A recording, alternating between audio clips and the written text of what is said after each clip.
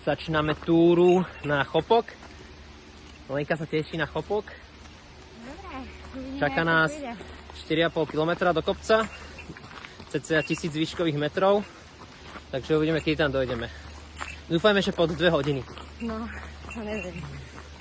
A potom, keď budú síly stačiť, tak pôjdeme na Ďumbier, potom zase naspäť na Chopok a dole.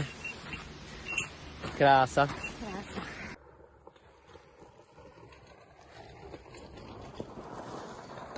Jedli sme niečo za polkou, už sme tuto, jak končí prvá časť lanovky. Tu je Fičík, troška unavený a máme krásny výhľad. A Chopok je pred nami. Ako si užívaš turistiku na Slovensku? Pořád do kopce a už je zaujímavý. No, začali sme na 1000 a tuším ideme na 2000, takže... Ale už jsme skoro tam, už nám zbývá kolik kilometrů? Tak nějak. Tak do 2. No, tak už to snad bude v pohodě, ale zatím je to strašně náročný a bolí to. No, je to náročný.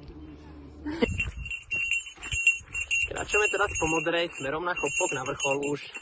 Teraz sme vo výške 1500 metrov, takže Lenička asi teraz vyšlapala najvyššie, kedy si vyšlapala, ne? No, asi jo.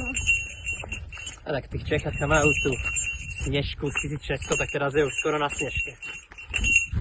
Prechádzame do strmšieho terénu.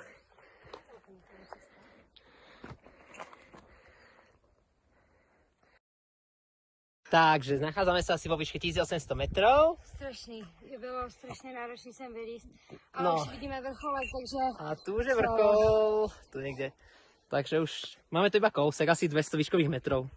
Že Bubu? Konec, končí. Bubu šlape dopredu.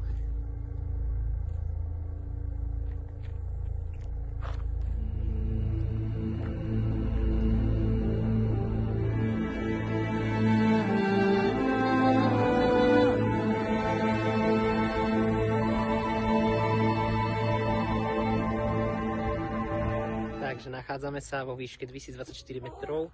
Leni, jak sa cítiš prvýkrát vo výške 2000 metrov? Hrozný. Ale asi to nebude tou výškou, ale tím strašně náročným výšlapem. To je výhľad.